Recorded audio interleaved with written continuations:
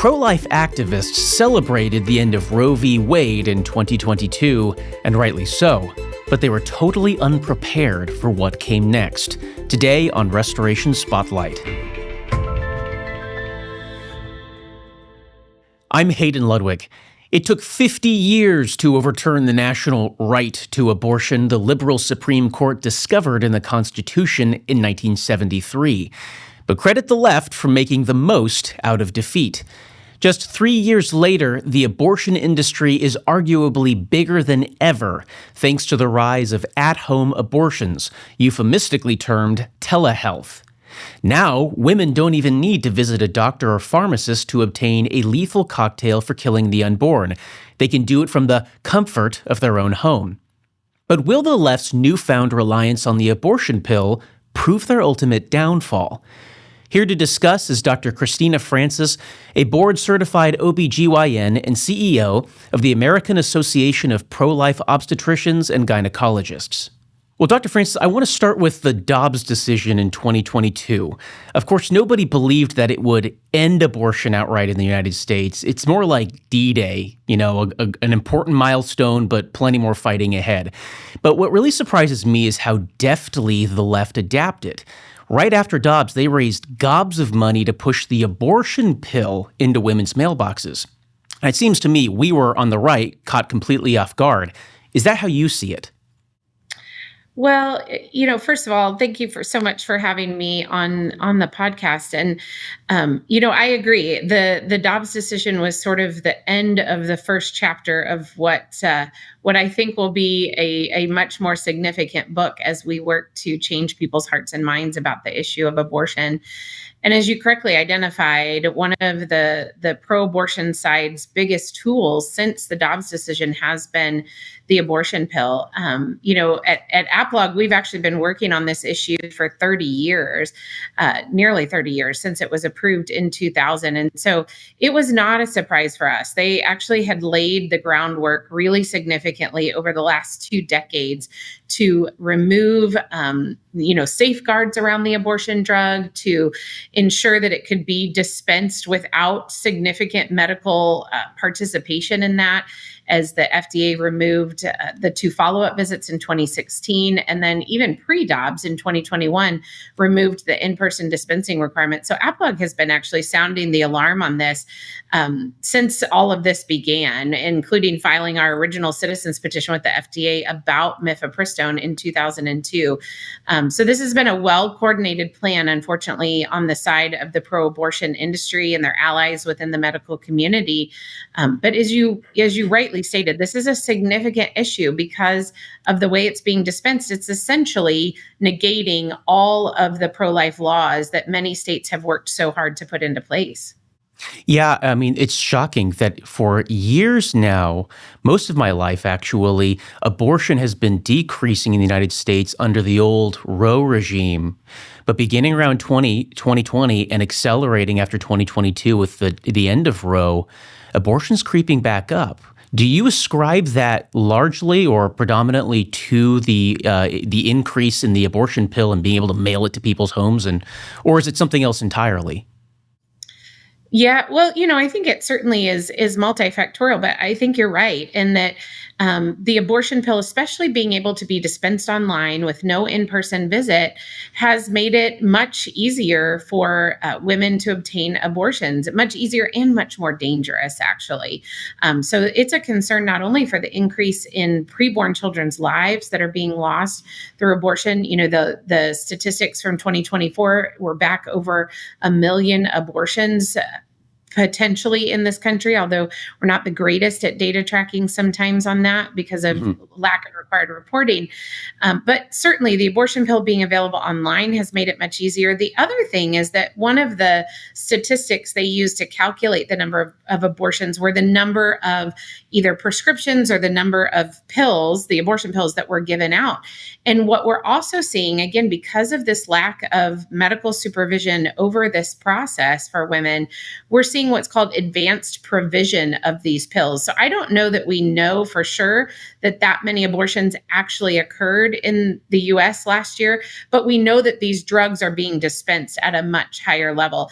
And even that advanced provision, so that's people giving these abortion pills to women before they even become pregnant and just say, if you suspect that you might be pregnant, Unreal. you can take these pills, which is so dangerous. But that is happening as well. So that may be falsely inflating that number, but certainly we know that more children are losing their lives due to these abortion pills and more women are being harmed by them as well. Well, and let's stick with that last point, because the Planned Parenthood and, well, the FDA to a degree, everybody on the pro-abortion side has said for years that mifepristone, which is the chief ingredient in the abortion pill, and misoprostol as well, are safer than Tylenol. Which, of course, now we know Tylenol has all sorts of problems with pregnancies we've recently discovered. But sticking with this point here, a study that I know you're familiar with from the Restoration of America Foundation found that, in fact, the abortion pill is 22 times more dangerous for women who take it than the FDA statistics admit. Right. Although, interestingly enough, that's using a lot of data from the FDA itself, just not properly reported. And yet you're saying they're giving them to women almost like a take this and call me in the morning kind of pill, whether you're pregnant or not. It seems outrageously indefensible. Yeah, absolutely. Well, yeah, that report that came out from you all, it was actually so important for many reasons. One, because as you said, it showed that the serious complication rate that the FDA currently has on its label of less than 0.5% is woefully inaccurate.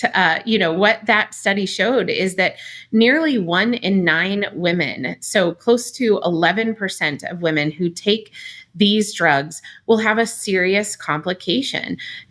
Complications like hemorrhage or really heavy bleeding, infection, death, undiagnosed ectopic pregnancies. And I remember when the study first came out, I was asked by a reporter whether I was surprised by this number because it's so much higher than what the FDA is reporting. And I said, actually, unfortunately, I'm not surprised at all by it because it's completely consistent with what I see in even my emergency room in Indiana, a state with strong pro-life protections. But I'm the one that gets called down to the emergency room when women present with complications from these drugs. And this is consistent with what we're seeing in clinical practice, which is why that study was so important because it looked at real world use. So as you said, the FDA on their label doesn't even actually report their own numbers correctly, but their numbers are based on clinical trials, which are very structured.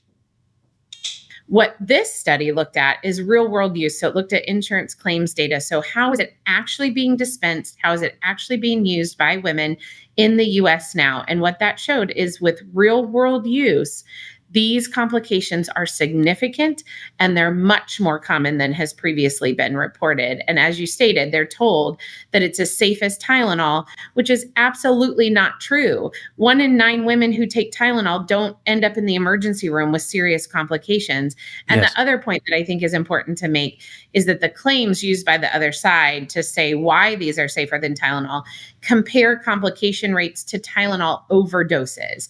I think we need to emphasize that the complications we're seeing with mifepristone are complications related to the FDA approved dose of mifepristone, and yet we still have significant complications. So the idea of the abortion pill is new to a lot of people who are probably listening right now, right? It's becoming more familiar, but certainly when we think of abortion, we tend to think of surgical abortions, right? The more classic one we're thinking of. And yet, for all of these incredible problems that are only now coming to light, although physicians such as yourself have been aware of them for years, this is a 30-year-old pill. Actually older. I mean, it goes back to the 1980s. It's only been marketed in the United States for about 25 years or so. Mm-hmm. But it's only been mailed in the United States directly to your home across state lines critically since the Biden administration and COVID. Prior to that, you had to go to a pharmacist and actually get a dispensation in person, right? Walk us through a little bit of the history you already have of how this pill reached the United States and then ended up being something that, like Tylenol, can just be shipped to your front door with no questions asked. Right, absolutely. Well, it is unfortunately a very sort of sordid story of the I'm the shocked. path that this drug has gone on since 2000 when it was approved. First of all, even its approval process was not appropriate. And in fact, that's what our first citizens petition addressed. So this drug was approved under the FDA's rapid approval process, which typically is reserved for life-saving medications that are treating life-threatening diseases. And so they're rushed through the approval process faster than the normal process. And because of that, not all of the same rigorous safety standards are applied to the approval process. The other thing is that in order to do that, the FDA had to label pregnancy as a life-threatening disease, which of course it is not. Yes, you can Unreal. have life-threatening Wow. complications, but pregnancy is not a disease. It actually means that a woman's body is functioning how it is supposed to function. So they had to label pregnancy a life-threatening disease. And this was done in order to fulfill a campaign promise that Bill Clinton had made, that he would get this drug into the US. In fact, there was the original French developer of mifepristone tried to give the patent and the formula for the drug to U.S. drug companies. No drug companies wanted it. So in fact, a drug company, Danco, was established specifically to bring this drug into the U.S. And I think it still remains their only product, actually. So that was done. It was done very quickly so that it would be done before Bill Clinton left office. So that was in 2000. Because the FDA approved it rapidly and they recognized that this drug had significant complications, they put into place many safeguards around this drug. So they said that it could only be used through 7 weeks of pregnancy, because after about 8 weeks of pregnancy, the complication rates increased significantly. They said that women had to have 3 in-person visits. So 1 before they received the drugs with a physician, and then 2 follow-up visits afterwards to ensure that her abortion was complete and she was not experiencing complications. They said that it had to be dispensed in a healthcare facility. And they said that all adverse events had to be reported to the FDA. So they put all of these in place to try to minimize the risk to this drug for women. Of course, it's always risky to the baby whose life is lost. Fast forward to 2016, now under the Obama administration, and several major changes were made all at once. So the range in pregnancy where it could be used was expanded from 7 weeks to 10 weeks. They took away the 2 in-person follow-up visit requirement. So only 1 in-person visit was required before a woman would receive the drugs. Now they said non-physicians could dispense and prescribe this drug. And at the same time, knowing that all of that would increase the risk of complications, they said, now you don't have to report any adverse events to the FDA other than deaths. And may I ask real fast, was that done at the bequest of Planned Parenthood, or in other words, what triggered a change suddenly in FDA policy? Oh, it was very definitely pressure from the abortion industry and pressure from pro-abortion medical groups like the American College of OBGYNs. We're putting pressure because in the name, as always happens, in the name of increased access to abortion. But what they ignored was the increased danger to women when they did that. And of course, the increased danger to preborn children. So all of that was done all at once in 2016. Then fast forward to 2021, first of all, during COVID, the American College of OBGYNs, a very pro-abortion medical group now, said that during COVID, when people weren't getting cancer surgeries, their cancer treatments were getting delayed. They said that abortion access needed to be maintained above all else. And in order to maintain that, they actually sued the FDA over the in-person dispensing requirement. They were able to get an injunction from a federal judge against that requirement. And then in 2021, the Biden administration made that removal of the in-person dispensing requirement permanent. So the FDA removed that in-person dispensing requirement, and that's what led to these drugs now being able to be dispensed online. What did they point to say that that was safe? They said, well, look, in 2016, we made all these major changes and there was no increase in complications since 2016. But remember, I just said they were no longer requiring reporting of those complications. So they buried their head in the sand and then used that to justify lifting that in-person dispensing requirement. So, Dr. Francis, you mentioned ectopic pregnancies earlier. Danco, the distributor of the abortion pill, how does Danco verify that a woman receiving the abortion pill in her mailbox is not experiencing an ectopic pregnancy? Well, not just Danco, the manufacturer, but even physicians that are dispensing or non-physicians that are dispensing this pill online, they have no way of ensuring that a woman does not have an ectopic pregnancy, which of course is life-threatening for her. It's the leading cause of maternal mortality in the first trimester of pregnancy. And we know that 50% of women who have ectopic pregnancies will have zero risk factors, so they can't screen based on risk factors. We also know that this occurs in 1 in 50 pregnancies. So this is very common, actually. And of course, the reports that have come out of the insurance claims data showed thousands of undiagnosed ectopic pregnancies in women who had been given mifepristone. So they have no legitimate way of screening. They say that they ask about symptoms, but many of these online sites that are dispensing these drugs, the woman is not even actually talking with anyone. She's filling out a form, which is not even reviewed in real time. It may be reviewed days later after these drugs are already dispensed, if it's reviewed at all.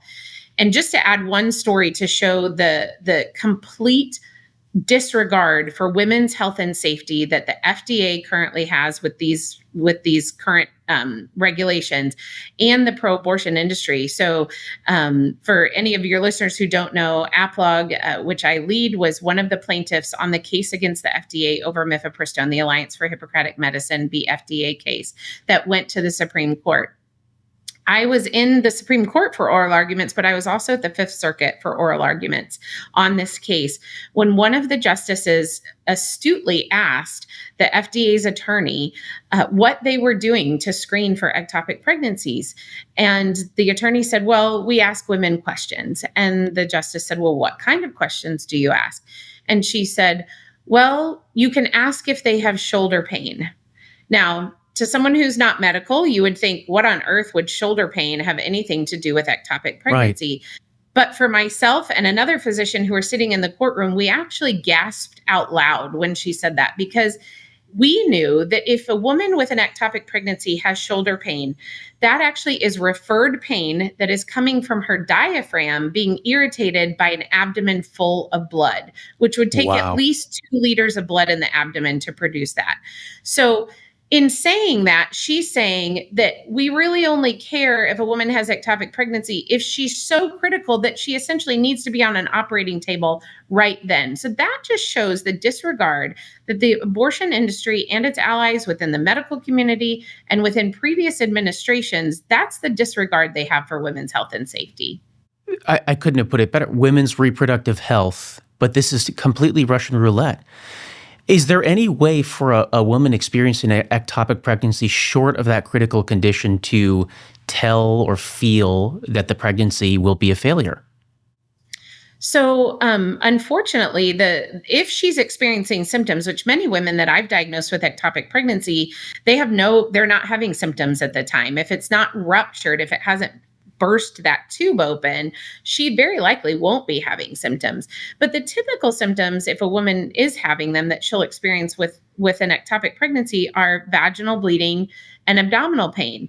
But what's the problem if she's already been given mifepristone for an abortion? What are the symptoms she experiences from a chemical abortion? Right. Vaginal bleeding and abdominal pain. So the problem is she'll be told those symptoms are very normal. Just stay at home. You don't need to go to the hospital, because they're warned not to go unless they really feel like there's an emergency. So she's going to stay at home thinking that this pain and this bleeding that she's having are a normal part of her abortion. In the meantime, she is potentially losing precious minutes or hours that could be the difference between life and death for her. That's stunning. I mean, that's the worst case scenario right there. You die because your abortion provider is informing you these are normal side effects of aborting the fetus, when in fact, you're experiencing a critical condition that should put you on an operating table. The fact that alone, well, let me ask you, has any good, honest reporter, and I think I know the answer to this, ever asked Planned Parenthood about this? What's their response? Do they have one? I mean, not that I can point to as far as a story. I know that their answer is, well, we screen for symptoms, and they will claim that in the literature, the rate of ectopic pregnancy is lower in women getting abortions than it is in the general population. But again, if you do a deeper dive into the data, it's different than what they're claiming. So there's a couple things. First of all, we know that in general, and again, I'm making generalities here, but the population of women typically who are seeking abortions are actually a population that are at higher risk for ectopic pregnancy because either of age or a history of sexually transmitted infections. So we know that just logically that can't be true. But the other thing is that the studies that look at the rates of ectopic pregnancy in women who have gotten abortions have already screened out, in large part, women with ectopic pregnancies because they will have gotten ultrasounds and then been told, no, you have an ectopic pregnancy, so an abortion is not the treatment for that. So it actually is a skewed population that they're looking at when they make that claim. Again, the rate of ectopic pregnancy in the general population, which would apply across the board, is 1 in 50 pregnancies. This is not uncommon. And I have to tell you, I had my hospital pull our data. I think at the end of last year, I had them pull data for the last few years because I just had the sense that we were seeing more ectopic pregnancies. And in fact, that's what we've seen is the rate of ectopic pregnancy in the general population is increasing. Several colleagues have told me the same thing. So women are absolutely at risk when they take mifepristone because it doesn't treat ectopic pregnancy. So that pregnancy will continue to grow and potentially then rupture and be life-threatening for her if it's not treated appropriately. And mifepristone is not a treatment for ectopic pregnancy. That kind of responsibility that you've displayed is what we hope for in our doctors and physicians and nurses. Changing gears for a moment here, though, in the wake of Charlie Kirk's assassination, one of the things that's so shocking to many of us is how many doctors and nurses and people in the healthcare industry are saying awful things, championing his death or at least showing no remorse about it. It seems disproportionate, especially concerning because these are the people that we trust with our lives and our children's lives. Yeah. As a physician, as somebody in the medical community, what do you think about that? What do you experience? Well, I agree with you that the response that we've seen from many people is really not even just disheartening, but disgusting and says so much, I think, about where our culture in general has gone. But as you say, I know I've seen reports of doctors that were celebrating his death, and no physician, regardless of their political position, regardless of their worldview, should ever celebrate the death of an innocent human being, ever. But unfortunately, I think it's a natural consequence of what has happened to our profession. Our profession has lost its way. We have turned away from the Hippocratic Oath, which is the basis and foundation of our medical ethics, which explicitly states that we should never do anything to intentionally harm or end the life of any of our patients. We've gotten away from that, and medicine has moved so much towards a culture of death. I think it started with the acceptance of induced abortion as a treatment modality, which of course it is not. We never need to intentionally end the life of any of our patients in order to save the life of a mother. We may have to do a premature delivery, but again, that doesn't intend the death of our preborn patient. I think it started with that. And then of course we see it at the other end of life as well, with physician-assisted suicide, or what's euphemistically now called medical assistance in dying. And then, it even extends to many other issues. I would argue that these gender interventions that are being done on minors and even on adults are, in a way, they're not technically ending their life, but they're certainly not promoting their health and well-being, which is the purpose of medicine. And so, medicine has really lost its way. There's been ideological capture of all of our major medical associations, including the American Medical Association and the American College of OBGYNs. So I think that these responses from some physicians are almost a natural outflow of that we have lost our way as a profession. We've lost that sense of responsibility that we have, that fiduciary responsibility that we have to our patient, to always respect their life, their health, their well-being, and to never do anything contrary to that. And when we lose that as a profession, what you're left with is this immense power that we have actually as physicians with the interactions with our patients, with the treatments and the interventions we provide, without those moral moorings for us, those guide rails for us to ensure that we are respecting that really intimate and trust relationship that we have with our patients. And so, I think some of these responses, like I said, are a natural outpouring of that. And it even emphasized even more why we as an organization have set forth a goal to chart a new path forward in medicine. So a new path forward that will actually bring us back to our Hippocratic roots that says that we will never intentionally harm or end the lives of any of our patients. Dr. Francis, you said something a moment ago that was very profound. We never need to terminate a pregnancy to save the life of a mother. To many pro-life conservatives, that's coming as news. They're used to the exceptions to save the life of a mother, or rape and incest, or any of the typical exceptions we see in a lot of laws these days, especially passed in the wake of the Dobbs decision. Walk us through that. That's news to many people. Yeah, well, so I think this is where language becomes very, very important. So we need to understand that we never need to intentionally end the life of our preborn patient, of that fetal human being, in order to save the life of a woman. It does not mean that we never need to end a pregnancy through what we would call a maternal fetal separation if a woman is facing a life-threatening condition. So unfortunately, there are absolutely situations where women, before the point where baby can survive outside of mom, before that point of viability, might face a life-threatening condition. And in that case, our recommendation, even as pro-life physicians, would be that we need to get you delivered, unfortunately. And I've been many times actually in that excruciating situation with my patients where I've sat on her bed with her and held her hand and cried with her because she's 18 weeks, but we don't have another choice at that point if we want to save her life. We know that intervention will unintentionally lead to the death of her child, but we're not doing it with that intent. And we do it in a way that respects the value and the dignity and the bodily integrity of that baby, as well as her value and dignity.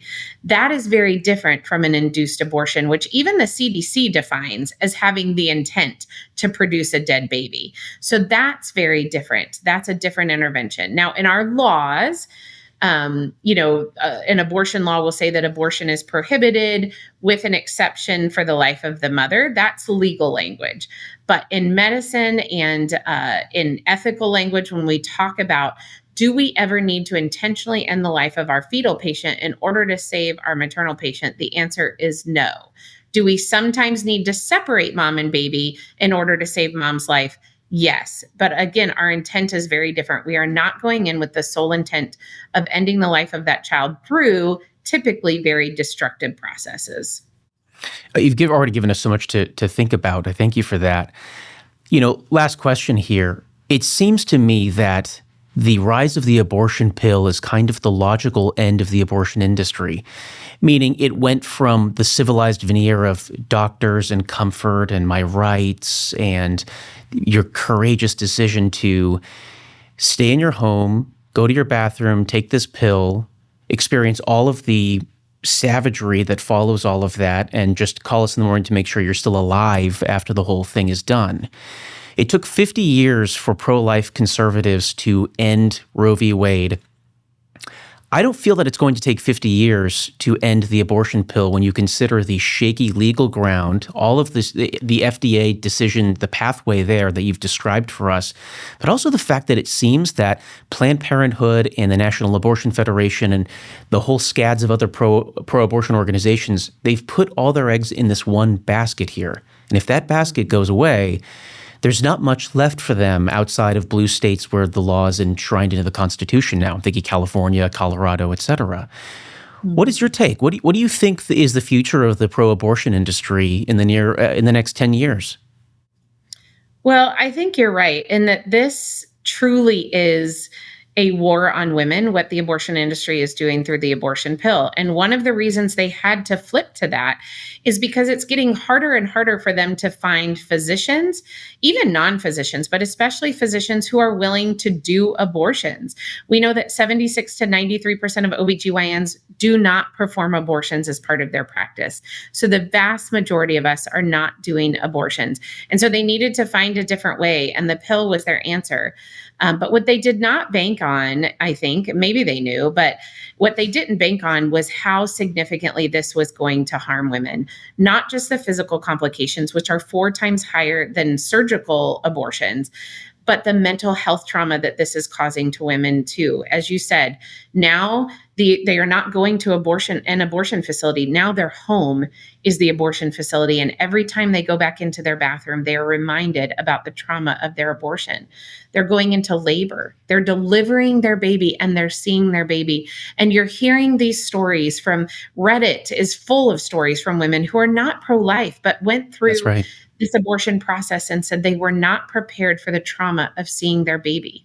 I'm getting calls from post-abortion care ministries that are saying women are calling us and asking us what to do with their babies because they're being told to flush their baby down the toilet. And they can't do that because they see their baby and they recognize what happened.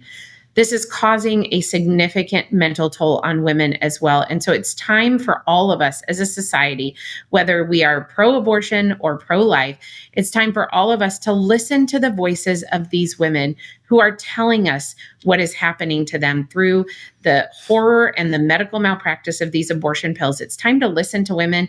It's time to support them, to elevate their voices so that their voices can be heard. And it's time to listen to the physicians who are crying out about how many of these complications we're seeing come through our emergency rooms as well. And so, as you said, I think that this is going to backfire for the abortion industry and its allies, especially those medical groups that have allied themselves with the abortion industry to promote what is frankly medical malpractice, putting a priority of abortion access over the priority of our patients' lives. And that to me, that's not sustainable. And so, I think that this issue is really exposing the ugly underbelly of the abortion industry, what it cares about, which is profits over patients. And I just have to think that even as we see a change in, what seems to be a sea change in the culture, especially in the last couple of weeks, I think we're really going to see a sea change as the voices of these women become very, very clear that this is dangerous, it's harming them, it's causing an increased rate of suicide, substance abuse, and other mental health disorders, and it needs to stop. And our voices need to be strong and courageous in helping that stop. It seems to me that the abortion pill has a similar effect to an act of terror in that terrorism isn't meant to kill so much as create traumatized walking wounded. They don't intend for that to happen, but that is going to be the case. A similar case with transgenderism. You're creating generations of people who are permanently scarred, and they see it every time they look at their own bodies. And that will not have a good impact on them or the pro or the left, frankly. Dr. Francis, thank you so much for your time and for all that you do. As we close out, where can people support your work? If they're physicians, where can they join your association?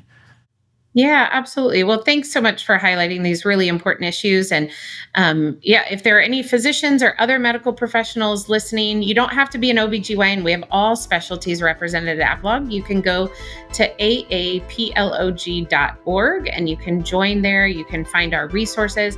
And for the general public, you can find excellent evidence-based resources that talk about the harms of abortion to women, about why life-affirming healthcare is the best kind of healthcare. And for anyone looking for a pro-life physician, you can also go to our website and look at our public directory to try to find a pro-life physician in your area. So I'd encourage people to check us out there, and we're on all the major social media platforms as well. Dr. Christina Francis, God bless. Thank you again. Thank you so much. I'm Hayden Ludwig, and this is Restoration Spotlight, a project of Restoration News, your source of headline-smashing investigative journalism for the America First movement. Check us out at restoration-news.com. Until next time, stay vigilant and trust in God.